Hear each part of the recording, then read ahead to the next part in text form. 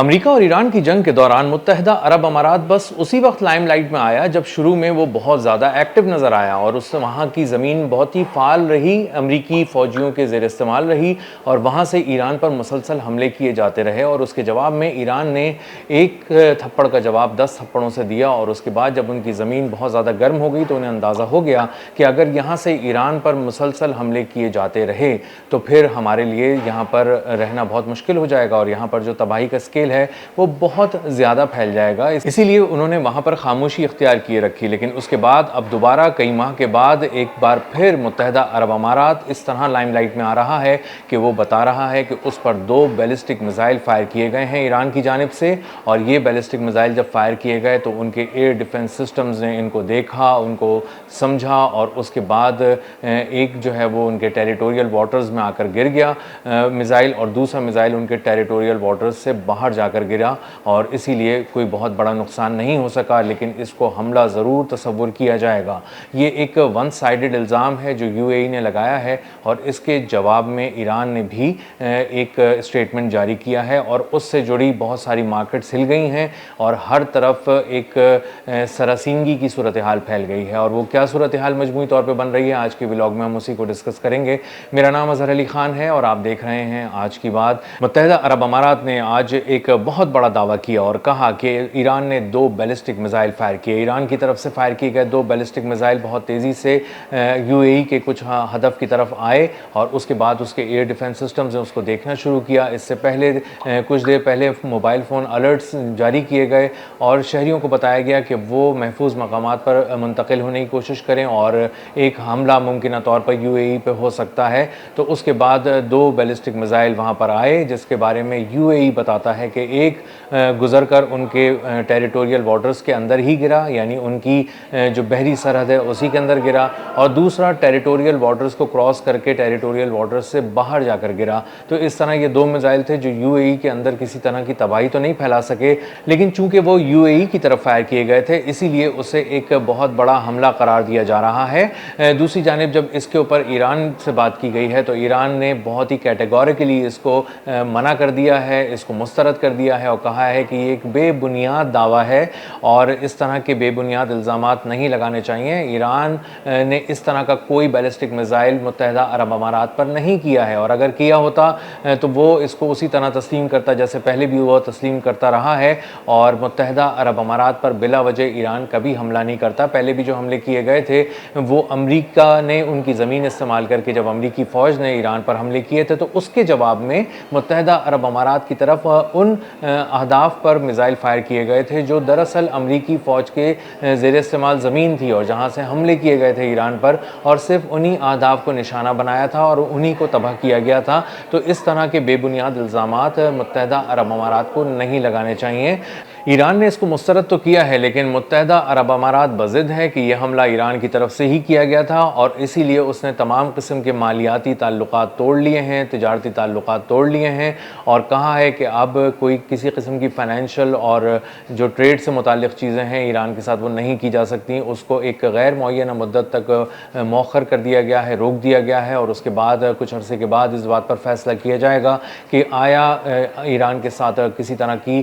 جو financial transactions ہیں وہ ہو سکتی ہیں یا نہیں، اور اگر اس کے ساتھ کوئی ٹریڈ ہو رہی تھی پہلے تو وہ ابھی جاری رہ سکتی ہے یا نہیں۔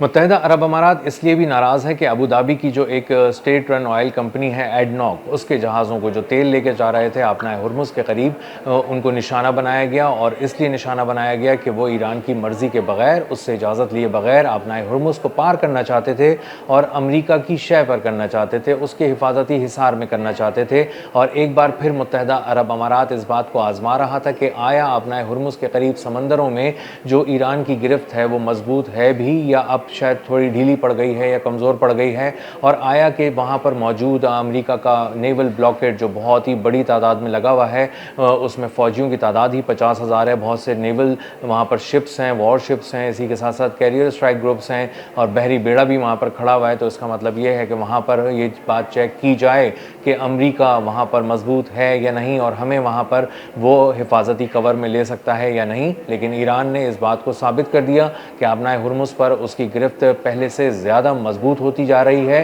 اور اس نے ایڈنوک سے تعلق رکھنے والے جو 2 جہاز تھے ان کو کامیابی سے نشانہ بنا کر تباہ کر دیا، اور یہ واضح پیغام دیا کہ اگر ہماری اجازت کے بغیر آپ کہیں سے آبنائے ہرمز پار کرنے کی کوشش کریں گے تو آپ کو سنگین نتائج سے دوچار ہونا پڑے گا۔ اور اسی طرح اگر آپ نے ہمارے ریڈیو پیغامات جو ایرانی پاسداران انقلاب اس شپ کے کیپٹن سے کرنا چاہتے تھے اور کر رہے تھے، مسلسل ان کے ریڈیو چیخ رہے تھے کہ اس طرف مت آؤ مت آؤ مت آؤ، لیکن اس کے باوجود بھی اگر آپ پیش قدمی جاری رکھیں گے اور سوچیں گے کہ آپ کی بیک پر امریکہ ہے اور وہ آپ کو بچا لے گا، بہت بڑی تعداد میں فورسز وہاں پر موجود ہیں تو وہ آپ کو بچا لیں گی، تو آپ بالکل غلط فہمی کا شکار ہیں، اور ایران آپ کو جب چاہے گا، جہاں چاہے گا، جیسے چاہے گا دبوچ لے گا اور اسی درد سے دوچار کرے گا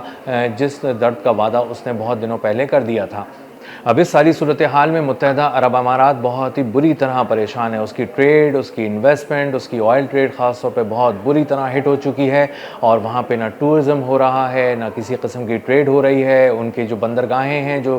دنیا کی مصروف ترین بندرگاہیں تھیں، وہ اب اجڑ چکی ہیں، خالی ہو گئی ہیں، ویران ہیں، سنسان ہیں، اور اب اس کو سمجھ میں نہیں آ رہا متحدہ عرب امارات کو کہ کہاں کہاں سے وہ اپنے مالیاتی نقصان کو بچائے اور کہاں کہاں سے وہ اپنی ساکھ کو بحال کرنے کی کوشش کرے، کیونکہ پوری دنیا سے اب سیاح بھی وہاں نہیں آنا چاہتے، سرمایہ کار بھی نہیں آنا چاہتے، ایک عام مزدور بھی وہاں نوکری کے لیے اب نہیں آنا چاہتا، کیونکہ لوگ اپنے آپ کو وہاں پر غیر محفوظ سمجھ رہے ہیں۔ اور اگر آئل ٹریڈ اسی طرح اس کی رکی رہی، ایک طرف آبنائے ہرمز اور دوسری طرف باب المندب سے اس کے جہاز نہیں گزر سکے، تو اس کا مطلب یہ ہے کہ اس کو بہت بڑا دھچکا لگنے والا ہے۔ جو ایک شیشے کا محل بنایا گیا تھا متحدہ عرب امارات میں، جو دور سے بہت ہی خوبصورت نظر آتا تھا اور وہاں پر سرمایہ کار کھنچے چلے آتے تھے، وہ زمین اب اجڑ رہی ہے، وہ مناظر اب اجڑ رہے ہیں، اور متحدہ عرب امارات کو بہت زیادہ فکر ہے کہ اس کی آئل ٹریڈ کیسے ہوگی، کیونکہ اس کے جہاز تو اس طرح نہیں نکل پا رہے آئل لے کر جس طرح پہلے بہت ہی آزادانہ طریقے سے نکل سکتے تھے۔ اسی لیے آج وہاں کے نیشنل سیکیورٹی ایڈوائزر نے فون کیا ہے،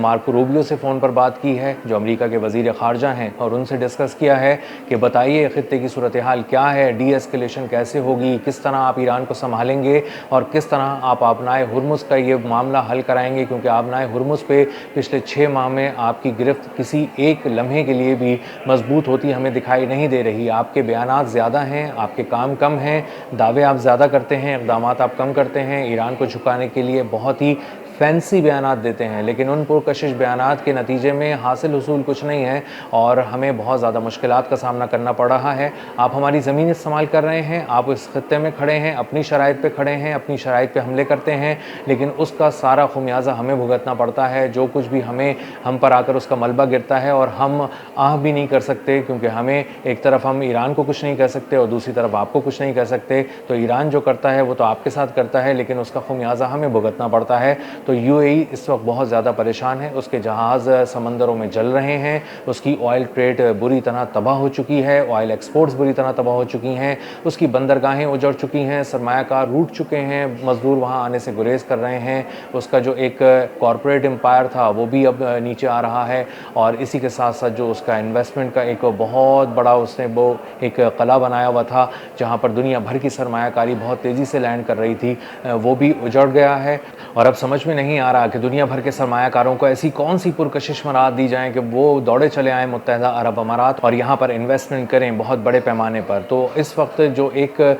بہت بڑا ایک اکنامک انجن بنایا گیا تھا اس کے اندر فیول نہیں ہے، اور متحدہ عرب امارات اس صورتحال کو بہت زیادہ دن تک سہ نہیں سکتا، اس کا امپائر ٹوٹ رہا ہے، اس کے بہت سے اثاثے ڈوب رہے ہیں، اس کی ساکھ بری طرح مجروح ہو چکی ہے، اور دنیا بھر کو اب اس کو جا جا کر بتانا پڑ رہا ہے کہ ہم محفوظ ہیں، پلیز یہاں پر آ جاؤ، سرمایہ کاری کرو، لیکن وہاں جانے والا کوئی بھی نہیں ہے۔ اور دوسری طرف آئل کی جو صورتحال ہے وہ $91 فی بیرل کی سطح پر پہنچ چکا ہے، اس وقت بلند ترین سطح پر ہے پچھلے کچھ عرصے کی، اور اس کا مطلب یہ ہے کہ آنے والے دنوں کے اندر آئل کی ٹریڈ مہنگی ہونے کی وجہ سے دنیا بھر میں مہنگائی رہے گی۔ متحدہ عرب امارات کے دن ابھی فی الحال اچھے نظر نہیں آ رہے، آنے والے دنوں میں باوجود کوشش کے متحدہ عرب امارات اس ساری صورتحال سے ابھر کر نکلتا ہوا نظر نہیں آ رہا۔ اب تک کے لیے اتنا ہی، ملتے ہیں اگلے ولاگ میں کسی نئی خبر، نئے تجزیے اور نئے زاویے کے ساتھ۔ اللہ حافظ۔